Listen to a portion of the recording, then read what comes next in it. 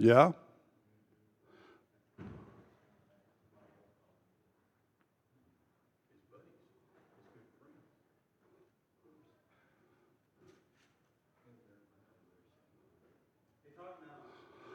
Okay. What was it? You had a button you didn't turn on?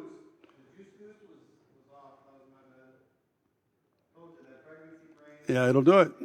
It'll sure do it. It'll sure do it.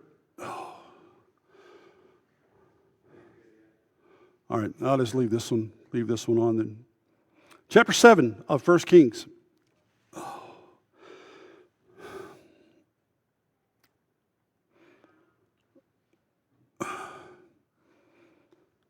The first verse of 7 tells us that, or the last verse of chapter 6 tells us that he spent 7 years building, but then you go into chapter 7 and he built 13 years in his own house. Solomon is building, but he's building this magnificent place of his own. And this is not the only place that he's going to build. He's going to build more palaces because he's going to marry a whole lot more women that need a place to live. And he's going to build a place. He's going to build all kinds of palaces. But the first one he's going to build outside of his own is going to be a place for his Egyptian wife. And so he hires in Hiram to work in the temple. So he's built the building. Solomon has built the building, but now it's time to furnish it and put all the stuff on the inside. And Hiram was filled, as the scripture says, he was filled with wisdom and skill and understanding in working with brass. So he's hired to do all this work. And Hiram got to work, and he did all the heavy work of inside the temple, of doing everything for Solomon's, for the house of the Lord. As a matter of fact, the scripture says he made 2 bronze columns. There, it's in here somewhere. He made 2 bronze columns right here, that are what? Number 15. I was just looking there. Was trying to get through there. Those 2 pillars of bronze. They are 27 feet tall and 6 feet around. And then he puts these bowls on top of them and all this decoration that goes with them. So there's a lot of detail that's going into all of this stuff. And then he put together 10 portable bronze stands that were 4.5 feet in length and 6 feet long, as well as 6 feet in width. He made panels with decorative designs on them, figures of lions and palm trees and cherubims, did all these things. And when the house was finished, Solomon brought all these dedicated things that David had dedicated as the silver and gold vessels and instruments that he had built. And we mentioned, or Deb, you might have mentioned that David had a collection of things that he had built or made that was to go into the temple. But there was no temple, and so he had all these things put aside for this purpose. And so this is what chapter 7 is basically about. There's a lot of, and all that is, it's one thing after another that Hiram and his people had built. So you get down to the end of the chapter in verse 51, thus all the work that King Solomon performed in the house of the Lord was finished. And Solomon brought in the things dedicated by his father David, the silver and the gold and the utensils, and he put them in the treasuries of the house of the Lord. And based upon that, everything was done.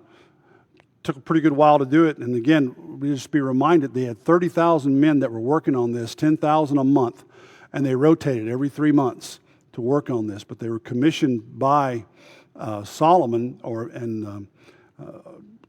and Hiram, as a matter of fact, or the king of Tyre, brought them over to work on this temple. You get into chapter 8. It begins with Solomon summoning, making a summons. Debbie, go ahead and read verse 1 if you would. Then King Solomon summoned into his presence at Jerusalem the elders of Israel, all the heads of the tribes and the chiefs of the Israelite families, to bring up the ark of the Lord's covenant from Zion, the city of David. Yeah. So here's the next thing to do: put all the temple stuff in there, all the utensils, but the big ticket item is coming, and it's to have the Ark of the Covenant brought up from the city of David, which is Zion, or Jerusalem, to bring that in. And this is to be done to establish the house of the Lord. That's what it's supposed to be. When I was serving as pastor over at Buena Vista, we had a greeter. Every Sunday morning, he just did it. Wore overalls, had a beard. He was a Vietnam veteran. Had a picture of a lady down his forearm that she was kind of old and saggy at that point, but he would he'd open up the door for everybody coming in, and he'd say, "Welcome to the house of the Lord. Welcome to the house of the Lord." But he also, when we went through some difficult times there were some people that were leaving, and he followed them out to their vehicle, knew they were going, and he said, "I'm just going to tell you something. If you're going to leave, you leave right. Because if you leave wrong, don't come back. If you leave right, the door's always open. But if you're going to leave wrong, don't you come back to this place." He didn't have any problem telling people that either. He even told his own boys that. He said, "I told my own boys that when they left home." He said, "You're going to leave, that's good, but you better leave the right way. Because if you don't, I don't want you back in my house." Tough. He was tough. And his wife, bless her heart, she just passed away this past year. She was the same way.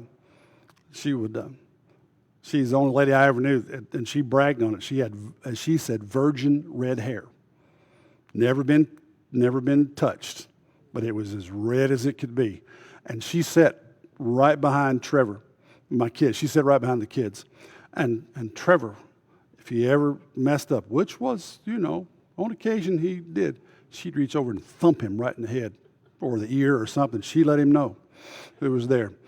But so every time I see, the song that we sing, House of the Lord, and all this, every time we sing those things or talk about the house of the Lord, and what he's talking about right here, establishing the house of the Lord, I think of that couple that were so special to us.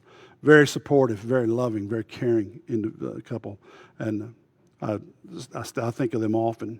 So the priests bring the Ark of the Covenant of the Lord. They bring it to the house of the Lord. They set it up in the most holy place under the wings of the cherubim. So verses 3 and 4. Corey, you got something over 3 and 4? Read 3 and 4 right there for us. Yeah. When all the elders of Israel had arrived, the priests took up the ark, and they brought up the ark of the Lord and the tent of meeting and all the sacred furnishings in it. The priests and Levites carried it along. So they're just bringing stuff in. That's what's happening. They're bringing it in. And then you get, after this, Solomon wants to make sure that things are like they are, need to start off correctly. Verses 22, 23. Gus, if you read 22 and 23 for us. Then Solomon stood before the altar of the Lord from the whole assembly of Israel, spread out his hands toward heaven, and said, O Lord God of Israel, there is no God like you in heaven above or on earth below. You who keep your covenant of love with your servants who continue wholeheartedly in your way. Yeah, and this is just the beginning of the prayer. Solomon's going to pray this magnificent prayer, and it's going to go several verses here. He says down in verse 27, "But will God indeed dwell on the earth? Behold, heaven and the highest of heavens cannot contain you. So how much less this house which I have built?" So it's just a matter of, he said, we've built the house, but it's nowhere near.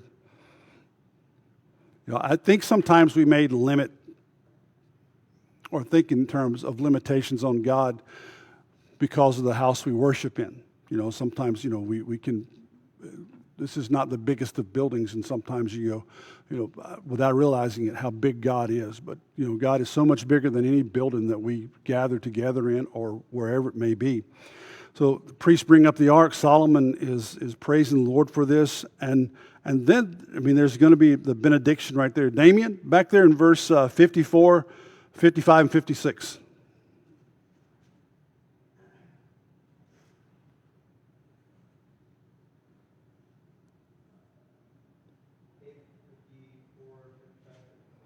54, 55, 6, and 56 in chapter 8 there.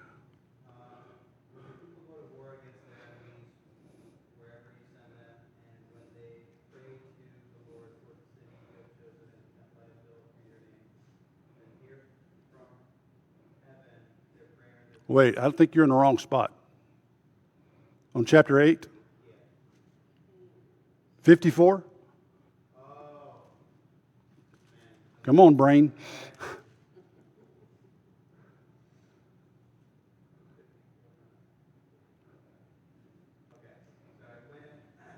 Solomon There it is. all these prayers and supplications to the Lord, he rose from the altar of the Lord where he had been kneeling with his hands spread out toward heaven.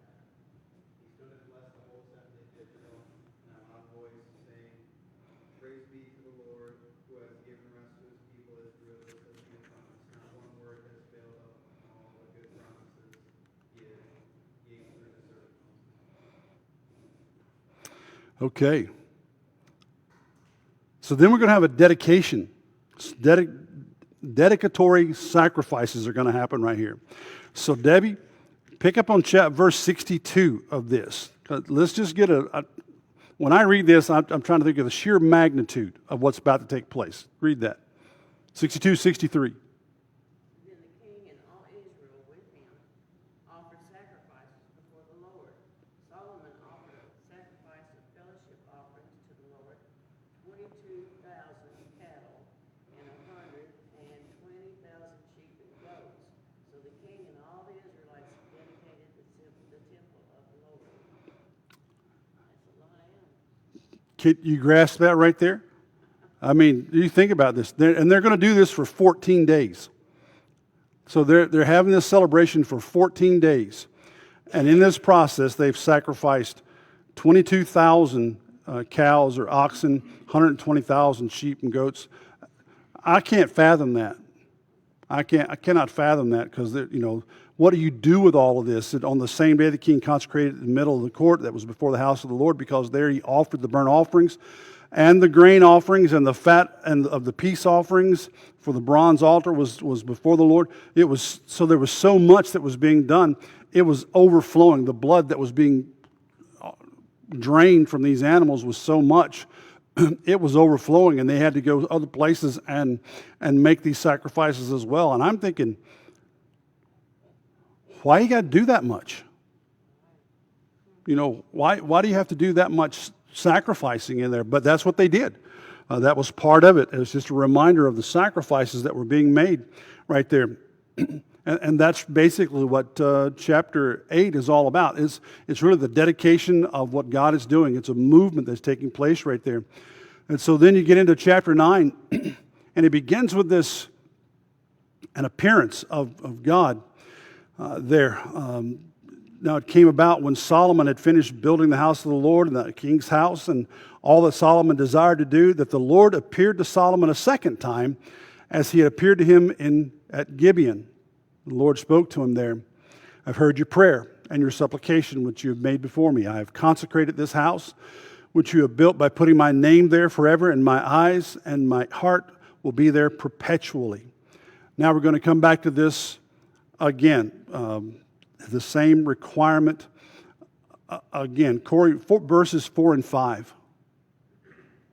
As for you, if you walk before me faithfully with integrity of heart and uprightness, as David your father did, and do all I command and observe my decrees and laws, I will establish your royal throne over Israel forever, as I promised David your father when I said, you shall never fail to have a successor on the throne of Israel. I think we're in chapter 9 right here, and I think this is the third time that God has said this to Solomon. I think it's the third time already, just in the first 9 chapters. Solomon has been told, follow me, and if you do, this is what's going to happen.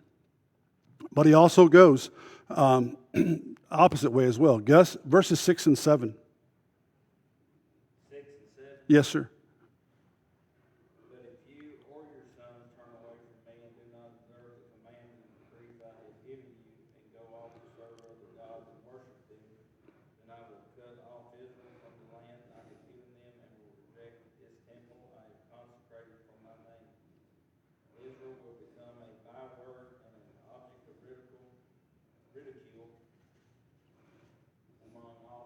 Yeah. Go ahead and read that in verse 8 as well, if you would. And though this temple is now imposing, all who pass by will be appalled and will scoff and say, why has the Lord done such a thing to this land and to this temple? Yeah.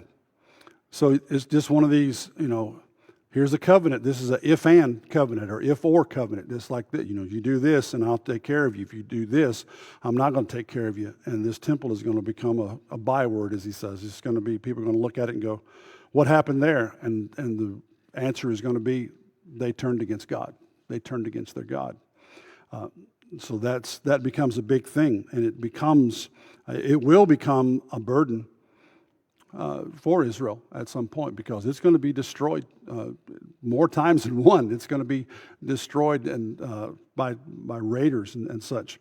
But then you get to verse 10 there, and the story transitions to Hiram, the king of Tyre, because he visits Solomon to see the 20 cities that Solomon's going to give him in the land of Galilee.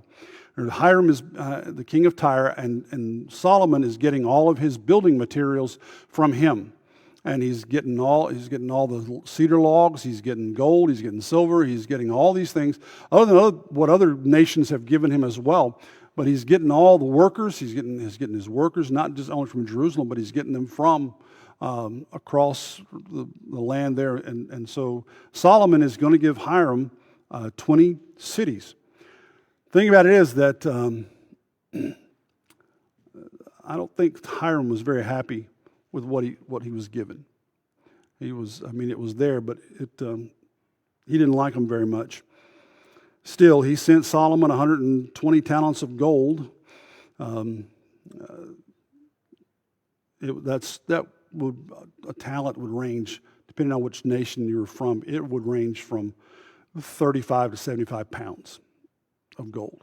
So you get all that, and so he gives them all of that. Now then Hiram will go in and start rebuilding those cities to suit himself right here as well. They built quite a few of these large entities there. They built the house of the Lord, the king's own house, the wall in Jerusalem. And that's basically what chapter 9 is about. Other than verse 26, where it says, King Solomon also built a fleet of ships in Ezion-Geber, which is near Elath on the shore of the Red Sea in the land of Edom. So we're establishing the navy now as well. So we're getting bigger here. And then we move into chapter 10, summarizing chapter 10 as well. It's the first. It begins with a visit from the queen of the land of Sheba. Probably one of the more familiar stories that we have from there. Damien, start us off with verse 1 of chapter 10. When the queen Sheba heard about the fame of Solomon and his relationship to the Lord, she came to test Solomon with the following questions. Okay. She came to ask him questions. Watch little things about women questioning their husbands, and it's always like it's a difficult question that they're giving you, and husbands trying to figure out, okay, I'm not even sure how to answer this, because if I answer it this way, then I'm wrong. If I answer it this way, I'm wrong as well. And so it doesn't make any difference how I answer this. It seems like I'm going to be wrong no matter what. But the queen of Sheba has come, and she's going to ask him, a good deal of questions. And she brings gifts with her, and she talks with Solomon about everything that's on her mind, and Solomon answers every question that she has. She sees his wisdom. She sees how his country is in such order and prestige and prosperity, and she's kind of overwhelmed by all of that. So it's a good little story that goes with this. She confesses that she wasn't sure that from what she heard to begin with that it was true. That when he started talking, she figured out pretty fast that he was smarter than her. He had more wisdom than she did. She had only heard of all those things that she had witnessed now herself. And she says, I see how God is blessing you and blessing your people and all these things. So she also blessed the Lord and took a lot of delight in listening to Solomon. She gave him 120 talents of gold, a lot of spices and precious stones as well.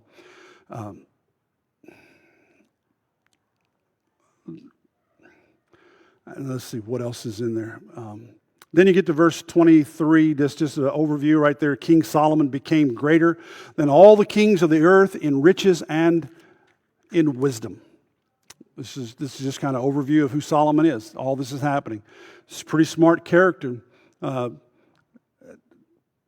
However, it's not going to be the greatest story, the greatest ending of stories there, because chapter 11 is going to start showing the downfall. Damien, you only got one verse there a while ago. So read verses 1 through 3 of chapter 11, and let's get you through all these names and such that are on there. So King Solomon, however, loved many foreign women. Okay, hold there just for a second. All right, this is the downfall. Remember, this is the beginning of the downfall of Solomon right here. King Solomon loved many foreign women. Go ahead. Besides Pharaoh's daughter, Moabites, Ammonites, Edomites, Sidonites, Hittites, they were from nations about which the Lord had told the Israelites, you must not intermarry with them, because they will surely turn your hearts after their gods. Nevertheless, Solomon held fast to them in love. He had 700 wives of royal birth and 300 concubines, and his wives led him astray. How about that? How about that? You know, it's always been that running joke thing. I don't know how he did this, because I can barely handle the one that I have. I couldn't go beyond that one, because I don't. You know, there's that. Have you all ever seen the advertisement? You may have watched it, Tony. It might be one of your favorite shows, Sister Wives. I don't know. I've never watched it, but I see the advertisements and the commercials that are connected with it at times, and it's like there's 3 or 4 ladies that are married to one guy right here, and it's just their drama. It's the drama of what they're doing, and I mean, I don't know how that works. I don't know how you're able to do that. What makes that happen? But and of course, some people like to see those things, and so when we get into chapter 11, and I see right here, he had 700 wives and 300 concubines, and his wives turned his heart away. I'm sure they did. I'm sure they did, especially because they're all coming from one foreign nation or another, and that many. That just blows my mind. It just really blows my mind about that. And you get out of the verse 6, and it tells you that Solomon did what was evil in the sight of the Lord and did not follow the Lord fully, as David his father had done. So remember, we've already heard from the Lord 3 times or so, 3 times at least, about you need to follow in the footsteps of your father, David. Debbie, look at verse 14 right here. Then the Lord raised up against Solomon an adversary, Hadad. from the royal line of Edom. Okay. So the Edomites, do you remember who is the founder of the Edomites? Esau. Jacob and Esau. Esau he's the father of the Edomites from Edom. And so this offline, we talked about it a couple of Sundays ago. When Jacob is in, Esau is out. God's chosen people. Esau is not one of the chosen, part of that group. He's following him. Matter of fact, he went directly against what the Lord said that whenever Esau overheard his mother and father talking about finding a wife for Jacob, where Jacob said, don't go. Isaac said, don't go and find a wife for my son among the local people. Take him back, go back home and find him a wife among his own tribe. Esau overheard that and went and married an Egyptian woman out of spite. So you have this connection right here. And so whenever Solomon, who is in that direct line right there, turns against what God has said all along right there, we go all the way back to the first of those who had turned against God, formed a nation against God, and they become the adversaries to Israelites. It just kind of falls into place. It's how God uses it. So you start putting those pieces together, what God is doing right there. It's kind of falling things together. So the Lord is moving. It says in verse 19, now Hadad had found great favor before Pharaoh. so that he gave him in marriage the sister of his own wife, the sister. So it's just, God also raised up in verse 23 another adversary, Rezon, the son of Eliada, who had fled from Lord Hadadezer, king of Zobah. And then in verse 26, then Jeroboam, the son of Nebat, an Ephraimite of Zeradah, Solomon's servant, whose mother name was Zeruiah, a widow, also rebelled against the king. All I'm saying is that when you win against God, one by one, God is raising up adversaries. Now, again, he's raising up adversaries for his own glory. You know, if you do this, this is how we're going to do it. If you do this, this is how it's going to happen. And rest assured, I think that's still true today. You know, I really think it's still true today that adversaries are raised up, that God still raises up adversaries at times, if need be, as needed to be. He still does that. So you try to look into the deeper things of what's going on in nations, and sometimes it's God raising up those adversaries that are there, because everything's going to come back to glorify God anyway. That's just where it is. Now that's basically what's happening in chapter 11 until you get to the end right there, Debbie. Right there at the end, verses 41, 42, and 43. And for the other events of Solomon's reign, all he did, and the wisdom he displayed, are they not written in the book of the annals of Solomon? Solomon reigned in Jerusalem over all Israel 40 years. Then he rested with his fathers and was buried in the city of David, his father, and Rehoboam, his son, succeeded him as king. Okay, all right.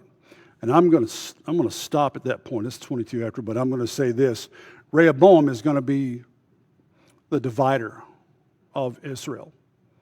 Now, Solomon did all this stuff, and God raised up adversaries against him. But Rehoboam is going to take his place right here, and he's going to try to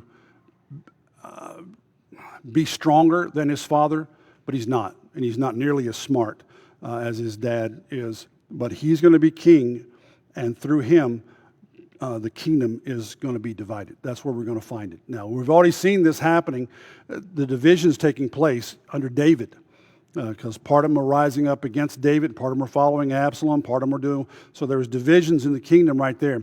You don't read that much in Solomon, or during Solomon's life, because Solomon reigned and it was a time of peace. There was no battles, there was no fighting. And he reigned 40 years and there were no wars that took place during that time because Solomon was too smart for all of it to happen. Rehoboam is going to come on the scene and wars are going to start back up again. And Rehoboam is not going to be nearly the king that his father is. So Rehoboam is going to be the one who divides the kingdom, and then Jeroboam is going to follow him, his son.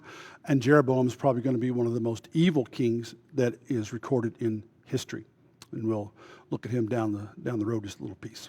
Okay, if that's all right, I'm going to stop. It's about 24 after, and I'm ready to go home and get some rest.